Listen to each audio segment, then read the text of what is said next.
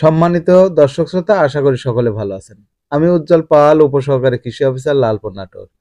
আমার কৃষিকথা 24 চ্যানেলের সমস্ত দর্শকদেরকে জানাচ্ছি প্রীতি, শুভেচ্ছা এবং ভালোবাসা।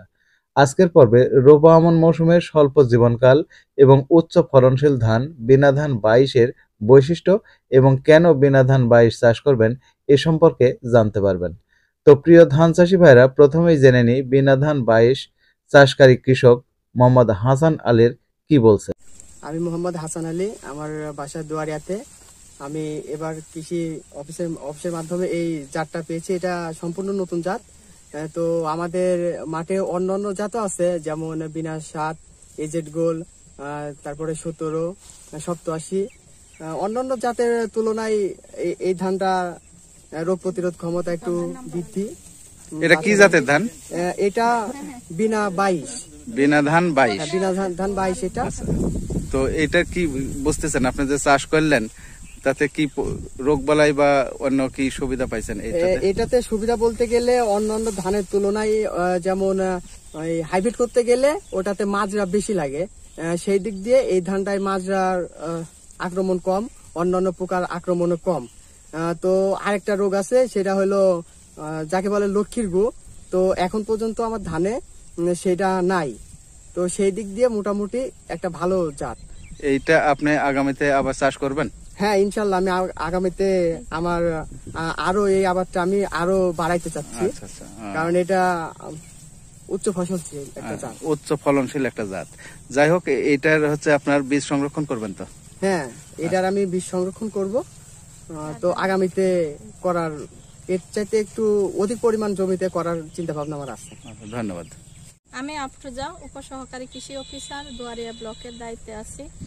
এখানে কৃষি অফিসের মাধ্যমে আমরা জিওবি প্রকল্পের বীণা ধান 22-এর প্রদর্শনী কৃষককে দিয়ে করাইছিলাম। তবে এখানে যে জাত এই মাঠে রয়েছে তার থেকে এই বীণা 22টা অনেক ভালো। যেরকম বীণা ধান 7, বীণা ধান 17, 16 থেকেও এই জাতটা অনেক বেটার, ভালো। রোগ বালাই কম, মাজরা শুধু একটা স্প্রে দিছে, আর স্প্রে দেওয়া লাগে নাই, এরপরে আর কোনো মাজরা লাগে নাই। আর রোগ বালাইয়ের ক্ষেত্রে লক্ষ্মীর গু অন্য জাতে অনেক ভরপুর, কিন্তু এই বীণা ধান 22-এর কোনো লক্ষ্মীর গু হয় নাই। অনেক ভালো জাতটা। আশা করছি এইবার যে যতটুকু চাষ হয়েছে আগামীতে আরো অনেক ব্যাপকভাবে সম্প্রসারণ হবে। ধন্যবাদ সবাইকে। প্রিয় ধান চাষি ভাইরা, ইতিমধ্যে আপনারা আমার ধান চাষি হাসান আলী এবং আমার প্রিয় সহকর্মী আফরোজার মুখে শুনেছেন বীণা ধান 22-এর কিছু গুরুত্বপূর্ণ বৈশিষ্ট্য। এছাড়া বীণা ধান 22 একটি স্বল্প মেয়াদী জীবনকাল বিশিষ্ট ধান, যার জীবনকাল 112 থেকে 115 দিন।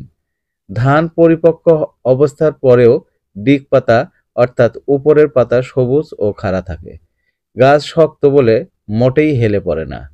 স্বল্প জীবনকাল হওয়ার কারণে এই ধান কেটে বিভিন্ন ধরনের রবি ফসল যেমন সরিষা, গম, ভুট্টা অনায়াসেই আগাম চাষ করতে পারবেন।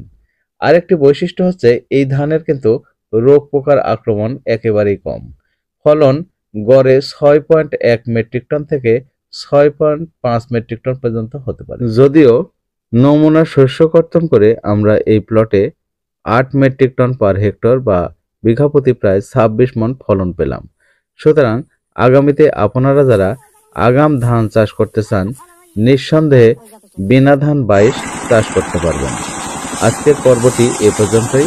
দেখা হবে আগামীতে কোনো নতুন কৃষি কথা নিয়ে। সে পর্যন্ত সকলে ভালো থাকবেন। ধন্যবাদ সকলকে।